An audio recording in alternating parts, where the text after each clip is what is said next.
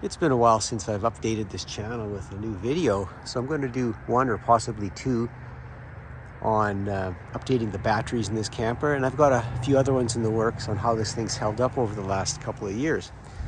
But for now, I have decided to upgrade the stock factory wet cell RV type batteries with two new lithium iron batteries.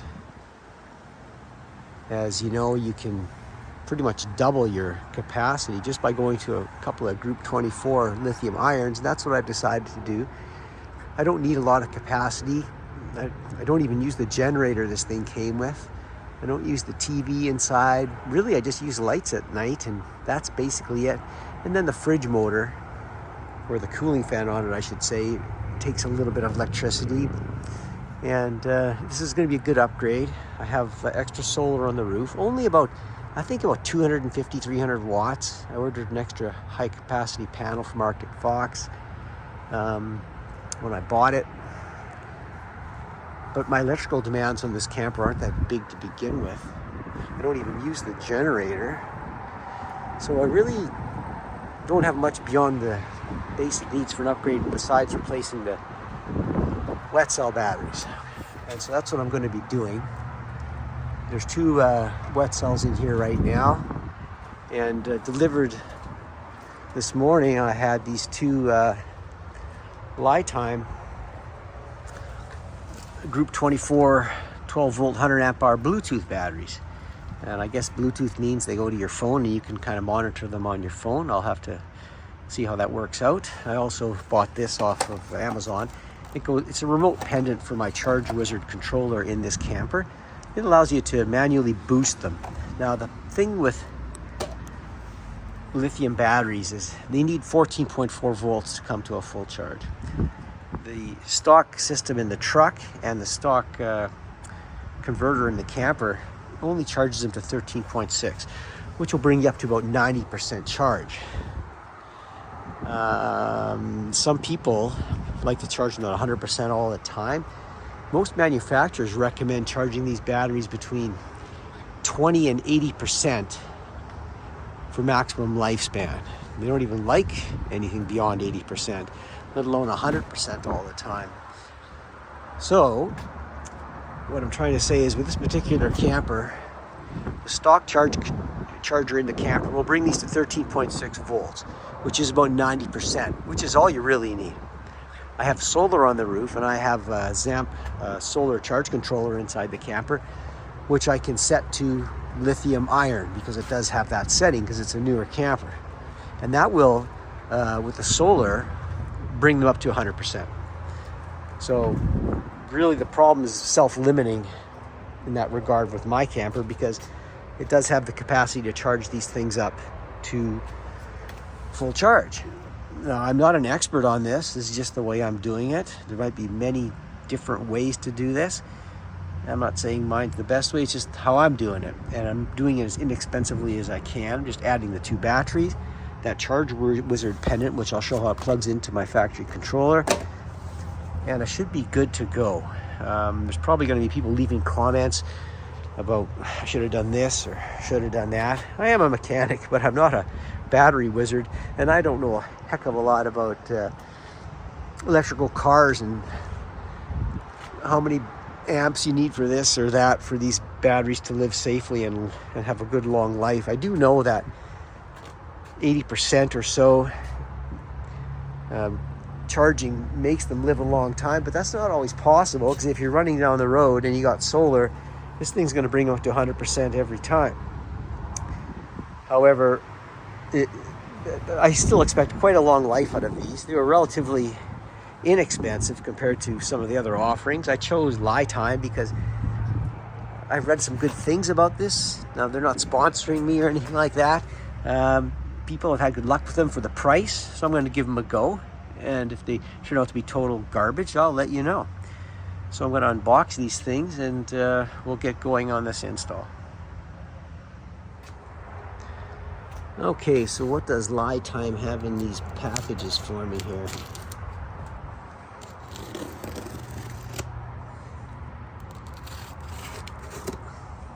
I know these boxes are quite light compared to a standard 12 volt battery, which is probably about 40 to 60 pounds.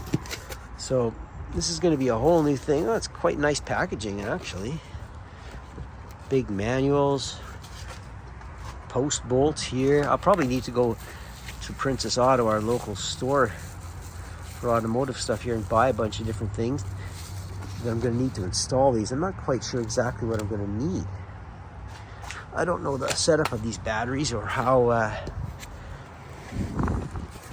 they are installed. I have to say the packaging is excellent. No chance of these things getting damaged during shipping, that's for sure.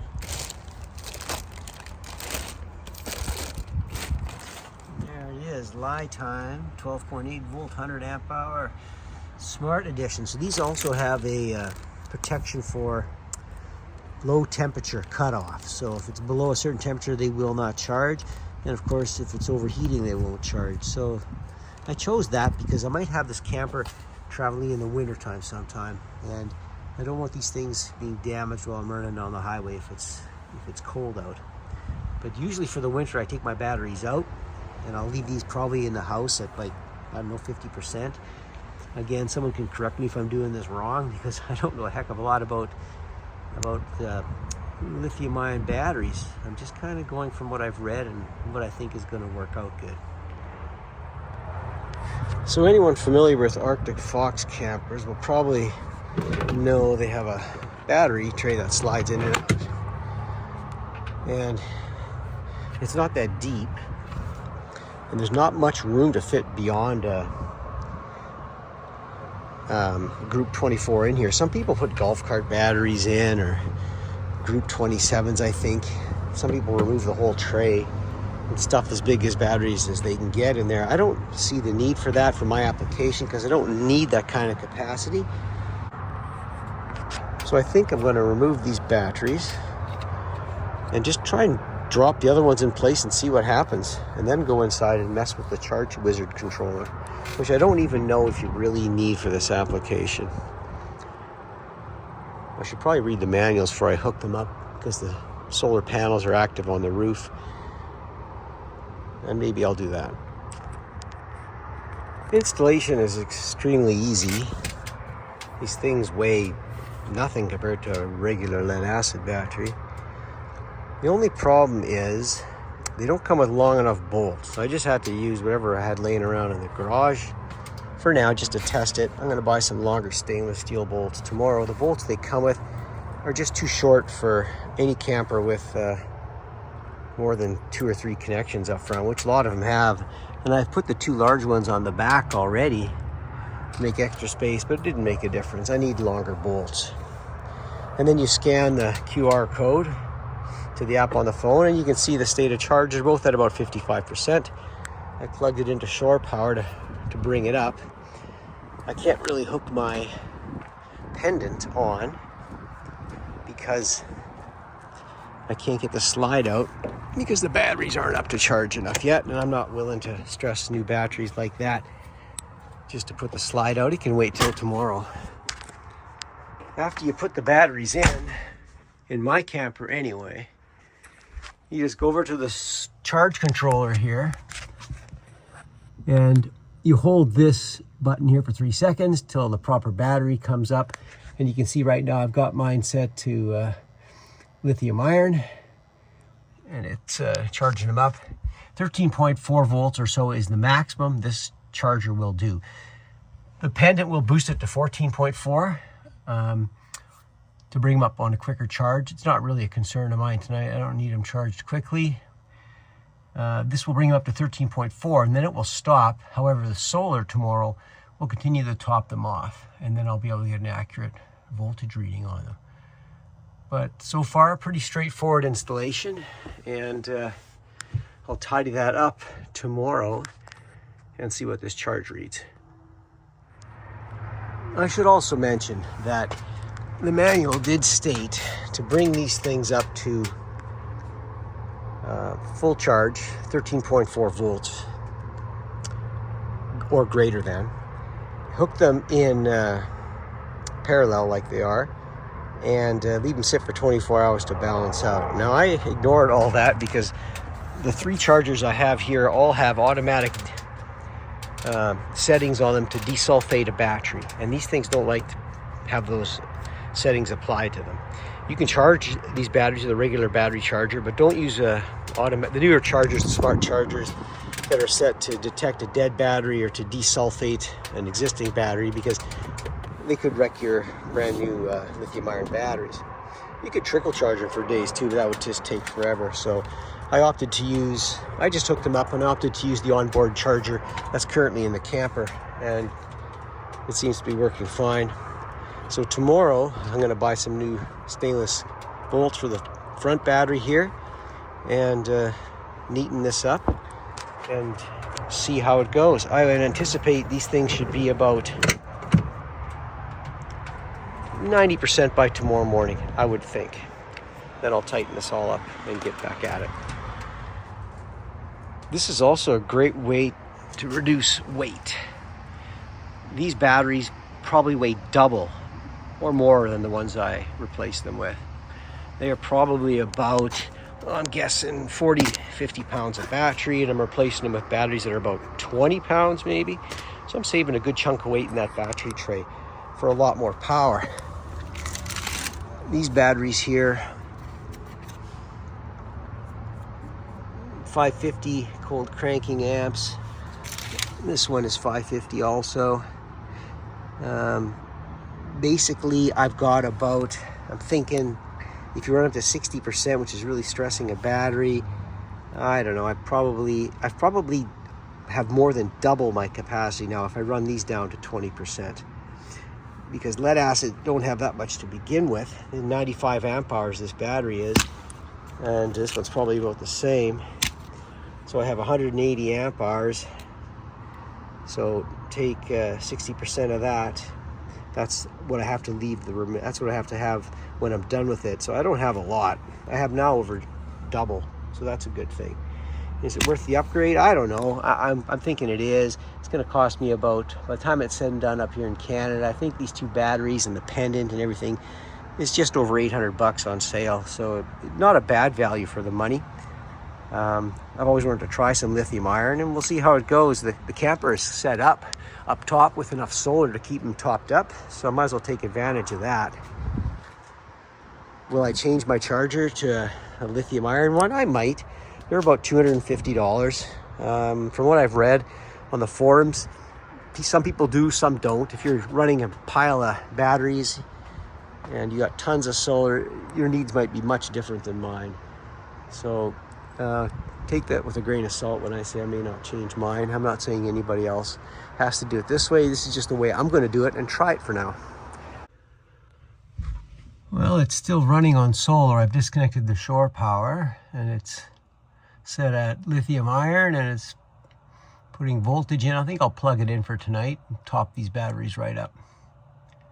Then tomorrow I can move the slide out and get into the compartment in there and plug that pendant in, and that'll let me manually bump these up to 14.4 if I want. I don't know if it's worth it taking them beyond 90% as far as lifespan goes. I really don't need that much capacity anyway, but we will see. Okay, I've sourced some longer hardware. These are the bolts that come with it. They're M8 by 16, and I bought M8 by 20, an extra 4 millimeters with the same amount of lock washers and washers on them to keep them snug. So if you're going to go with a similar battery and you got a similar camper, you just need 4 millimeters longer. So M8 by 20 are just nice. The back ones are still M8 by 16, but they only have 2 cables on them. So this is all wrapped up now. I can't believe how light this battery tray feels now. It has taken probably 50, 60 pounds out of this compartment. And everything is charging nicely. I've switched it back to shore power. It was just on solar for a while, but I'm gonna bump it up a bit, and tomorrow I'm going to install that pendant to get a good idea of how quick I can charge them. I really don't know if the pendant is necessary. Solar will bring it to 100%. And I guess if you had depleted batteries and you want to just put it on shore power and make sure you're ready to go the next morning, maybe that's when you'd need it. It's also recommended to balance these batteries once in a while. However, with the Bluetooth connection I have to the batteries, I can look at it on my smartphone. It tells me which cells are balanced and everything else. So I got lots of information on that right now. So far so good. This upgrade, very simple to do. And if you have at least 200 watts of solar on the roof, which nearly all campers come with now, this is a really simple, inexpensive way to get some lithium batteries in your camper, which will double your capacity. I have thought of putting one large house battery in, but I went with two because I think it gives me some redundancy. If one should die, I still have 100 amp hours left, which is more than enough for my needs. But everybody has to figure out what they need. Some people even run their air conditioners off batteries, so they have trays of them and 2,000 watts of solar, but that's just not what I do. So this will be good for my needs. And I hope this helps somebody out if they're thinking of doing a conversion like this. Thanks for watching.